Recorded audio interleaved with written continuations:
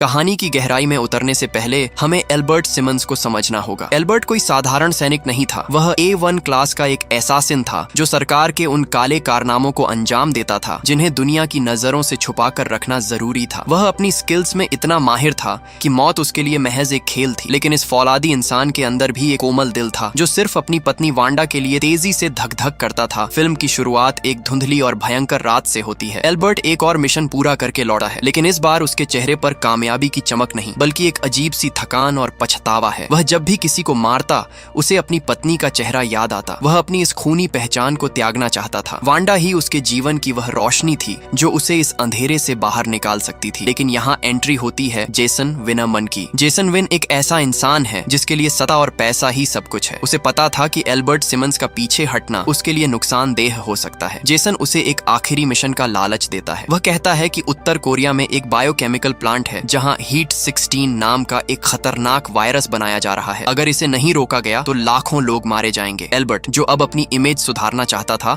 और लोगों को बचाना चाहता था, इस जाल में फंस जाता है। वह नहीं जानता था कि जेसन विन का असली मकसद दुनिया को बचाना नहीं बल्कि उस वायरस को ब्लैक मार्केट में बेचकर अरबों कमाना था। अब मिशन की रात आती है। एल्बर्ट बहुत ही चालाकी से प्लांट के अंदर घुसता है। चारों तरफ अलार्म बज रहे हैं। जैसे ही वह उस वायरस के चैम्बर तक पहुंचता है उसे कुछ अजीब महसूस होता है। वहां की सुरक्षा वैसी नहीं थी जैसी बताई गई थी। तभी अचानक अंधेरे से जेसन विन और उसकी वफादार साथी जेसिका प्रीस्ट बाहर निकलते हैं। एल्बर्ट के पैरों तले जमीन खिसक जाती है। उसे समझ आता है कि वह बायो वेपन को नष्ट करने नहीं आया था बल्कि उसे यहाँ मारने के लिए बुलाया गया था। जेसन विन एक ठंडी मुस्कान के साथ एल्बर्ट को देखता है। जेसिका प्रीस्ट एक फ्लेम थ्रोअर आग फेंकने वाली मशीन निकालती है। एल्बर्ट संभलने की कोशिश करता है लेकिन वह घायल हो चुका था। जेसिका उसके ऊपर आग की बौछार कर देती है। एल्बर्ट का शरीर आग की लपटों में घिर जाता है। वह दर्द से चीखता है लेकिन उसकी आंखों में उस समय भी सिर्फ वांडा की तस्वीर थी। वह आग से जलता हुआ उस केमिकल टैंक के पास गिरता है और एक भयानक धमाका होता है। पूरा प्लांट राख के ढेर में बदल जाता है। एल्बर्ट की आत्मा शरीर त्याग देती है और एक गहरी, काली और डरावनी खाई में गिरने लगती है। ये जगह कोई साधारण अंधेरा नहीं था, ये था नर्क। यहाँ का वातावरण चीखों, गंध और डर से भरा हुआ था। वहाँ एल्बर्ट की मुलाकात होती है मेल बोलगिया से जो नर्क के 8वें सर्कल का राजा है। मेल बोलगिया एक विशाल, डरावना और राक्षसी साया था जिसकी आवाज ही रूह कंपा देने वाली थी। एल्बर्ट वहाँ भी हार मानने को तैयार नहीं था। वह चिल्लाता है कि उसे अपनी पत्नी के पास वापस जाना है। मेल बोलगिया उसकी इसी कमजोरी को समझ लेता है। वह एल्बर्ट से कहता है, क्या तुम अपनी पत्नी को दोबारा देखना चाहते हो? क्या तुम उसे एक आखिरी बार छूना चाहते हो? एल्बर्ट बिना सोचे समझे कहता है, कुछ भी, मैं उसके लिए कुछ भी करूंगा। यही वह पल था जब एल्बर्ट ने अपनी आत्मा का सौदा शैतान से कर लिया। मेल बोलगिया उसे एक हेलस्पॉन बनाने का फैसला करता है। सौदा यह था कि एल्बर्ट को वापस धरती पर भेजा जाएगा। जब एल्बर्ट की आंखें दोबारा खुलती हैं तो वह एक गंदी गली में होता है। उसके चारों तरफ कचरा और चूहे थे। उसे समझ नहीं आता कि वह कितने समय से गायब था। जब वह उठकर एक टूटे हुए शीशे में अपना चेहरा देखता है तो उसकी अपनी चीख निकल जाती है। उसका चेहरा अब वह हैंडसम एल्बर्ट का नहीं था बल्कि एक जला हुआ, मांस विहीन और डरावना कंकाल जैसा था। उसके शरीर पर एक अजीब सी काली स्किन जैसी पोशाक थी जो खुद ब खुद हिल रही थी। इसके बाद एल्बर्ट अपने घर जाता है। उसके घर का माहौल पूरी तरह बदल चुका होता है। उसे लग रहा था कि वांडा उसे पहचान लेगी, लेकिन जब वह दूर से देखता है तो उसके सीने में आग जल उठती है। वहाँ पर पार्टी चल रही होती है और वांडा मुस्कुरा रही थी, लेकिन उसके हाथ में एल्बर्ट का हाथ नहीं बल्कि उसके सबसे खास दोस्त टेरियन का हाथ था। और वहाँ एक छोटी बच्ची खेल रही थी जो वांडा और टेरी की बेटी थी। एल्बर्ट को पता चलता है कि उसे मरे हुए 5 साल हो चुके हैं। जिस दोस्त पर उसने भरोसा किया उसी ने उसकी पत्नी से शादी कर ली। एल्बर्ट उसके पास जाने की कोशिश करता है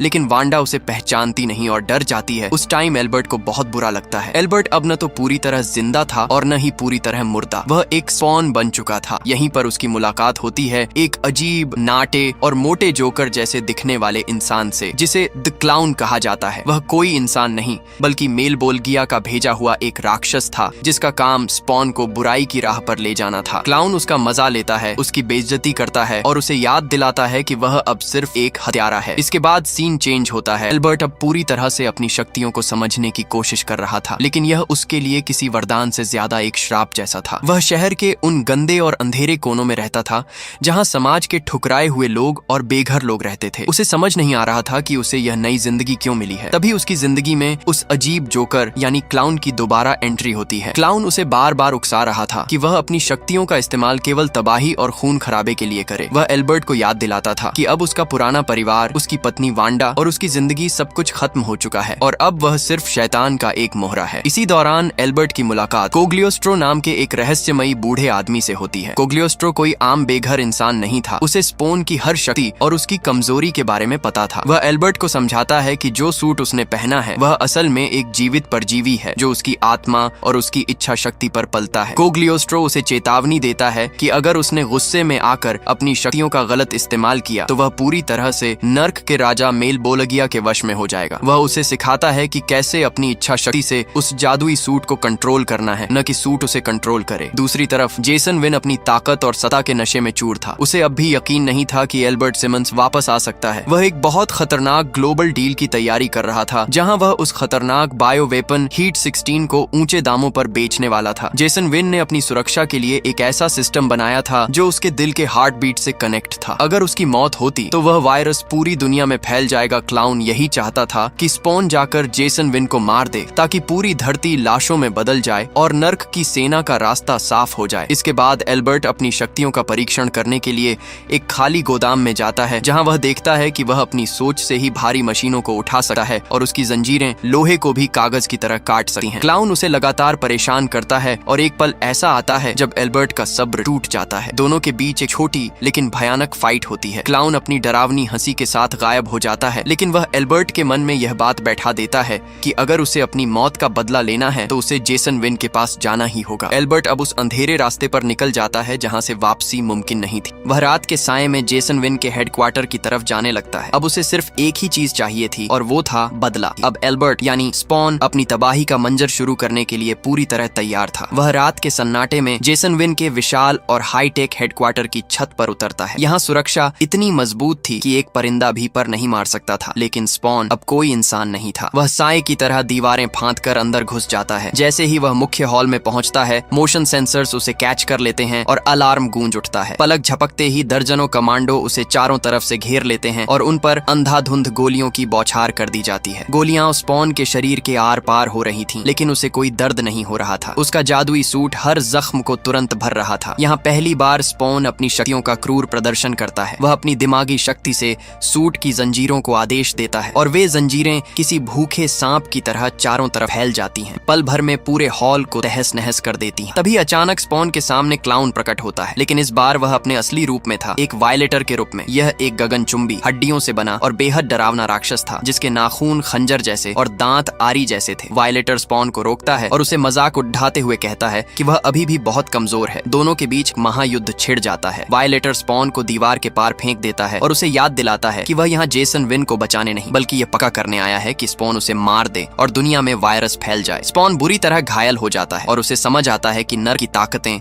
उसे सिर्फ एक हथियार की तरह इस्तेमाल कर रही हैं। वायलेटर की मार से वह लगभग हार मानने वाला होता है। तभी उसे कोग्लियोस्ट्रो की बातें याद आती हैं। वह अपनी नफरत को अपनी ताकत बनाता है और अपने लबादे को एक ढाल की तरह इस्तेमाल करके वायलेटर के हमले को रोकता है। स्पॉन की आंखों से निकलने वाली हरी रोशनी अब और भी तेज हो जाती है। रात के आखिरी पहर में स्पॉन उस कब्रिस्तान की तरफ बढ़ता है जहां उसकी अपनी कब्र बनी हुई थी। वह अपनी पुरानी पहचान और इस नए दानव के बीच फंसा हुआ था। अब स्पॉन के सामने एक ही रास्ता बचा था, जेसन विन को जिंदा पकड़ना या कोई ऐसा तरीका ढूंढना जिससे उसका दिल धक धज करता रहे। तभी कोग्लियोस्ट्रो फिर से उसके सामने प्रकट होता है और उसे बताता है कि जेसन विन ने अब टेरी को अपना निशाना बनाया है। टेरी जो एल्बर्ट का सबसे अच्छा दोस्त था और अब वांडा का पति है। उसने जेसन विन के उन गुप्त ईमेल्स को हैक कर लिया था जिनमें बायो वेपन की सारी सच्चाई छिपी थी। जेसन विन को जैसे ही पता चला वो टेरी के घर की तरफ निकल गया। इधर कोग्लियोस्ट्रो स्पॉन को समझाता है कि तुम अगर ऐसे ही फाइट करते रहे तो तुम बहुत जल्दी नर्क में पहुंच जाओगे, दिमाग से काम लो। इसके बाद एल्बर्ट एक बाइक लेके निकल जाता है टेरी और अपनी पत्नी को बचाने के लिए। तभी उसके पीछे क्लाउन एक ट्रक में बैठकर आ जाता है क्योंकि उसे पता चल गया था कि एल्बर्ट मेरी बातों को अब सुनने वाला नहीं है और क्लाउन उस पर लगातार हमला करता है। लेकिन एल्बर्ट बहुत चालाकी से उसके हर वार से बच जाता है। आखिरकार एल्बर्ट उसे हरा ही देता है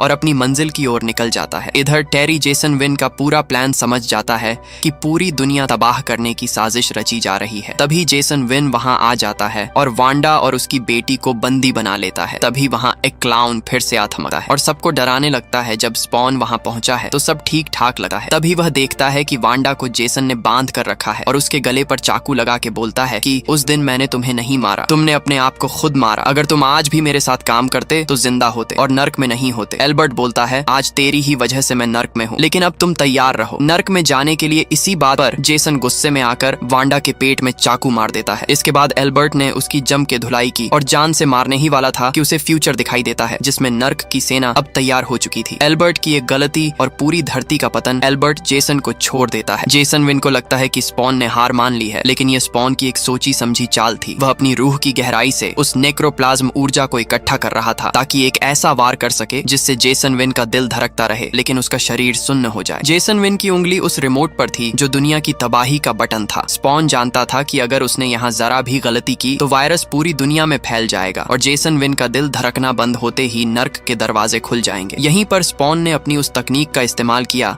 जो उसे कोग्लियोस्ट्रो ने सिखाई थी, अपनी शक्तियों को बाहर दिखाने के बजाय अपने अंदर समेटना। स्पॉन ने अपनी आंखों की हरी रोशनी को धीमा कर दिया। भी स्पॉन ने अपनी नेक्रोप्लाज्म ऊर्जा का एक बेहद बारीक और तेज वार किया। यह हमला जेसन विन के शरीर पर नहीं बल्कि सीधे उसके नर्वस सिस्टम पर था। जेसन विन का शरीर पत्थर की तरह जम गया। उसका दिल धड़कता रहा जिससे वायरस रिलीज होने वाला सिग्नल नहीं गया, लेकिन वह हिलने डुलने के लायक भी नहीं बचा। टेरी की बेटी ने जब स्पॉन की चमकती आंखों को देखा तो वह डरी नहीं बल्कि उसे एक अजीब सा अपनापन महसूस हुआ। इसके बाद एल्बर्ट वांडा के पास जाता है और रोने लगता है। आगे हमें पता चलता है वो वांडा नहीं क्लाउन था। क्लाउन उसके गले पर चाकू मार के एल्बर्ट को घायल कर देता है और जान से मारने वाला ही होता है। तभी कोग्लियोस्ट्रो वहां आ जाता है, क्लाउन को पीछे से मार के घायल कर देता है। सबको लगता है अब कहानी खत्म हो गई, लेकिन ऐसा कुछ नहीं था। क्लाउन नर्क की आग से निकलता है और दोनों को नर्क में लेके चला जाता है। वहाँ क्लाउन और एल्बर्ट के बीच बहुत खतरनाक युद्ध होता है। उस युद्ध में कोग्लियोस्ट्रो को क्लाउन घायल कर देता है, लेकिन एल्बर्ट हिम्मत से और दिमाग से काम लेता है और बहुत ही आसानी से क्लाउन को गंदे तरीके से हरा देते हैं। मेलबोलगिया एल्बर्ट को रोकता रह जाता है कि वो उसके साथ रहे और नर्क की सेना धरती पर ले जाने के लिए मदद करे, लेकिन एल्बर्ट समझ गया था कि नर्क तो नर्क होता है और मेरी एक गलती की वजह से पूरा धरती नर्क बन जाएगा। उसके बाद एल्बर्ट ने नर्क के सारे राक्षसों को मौत के घाट उतार देता है और मेलबोलगिया के आंखों के सामने से कोग्लियोस्ट्रो को वहां से भाग जाता है और वांडा के घर में आ गिरते हैं। लेकिन तभी बंकर की दीवारें फटने लगी। वायलेटर को अपनी हार बर्दाश्त नहीं हुई थी। वह फिर से आग से बाहर आया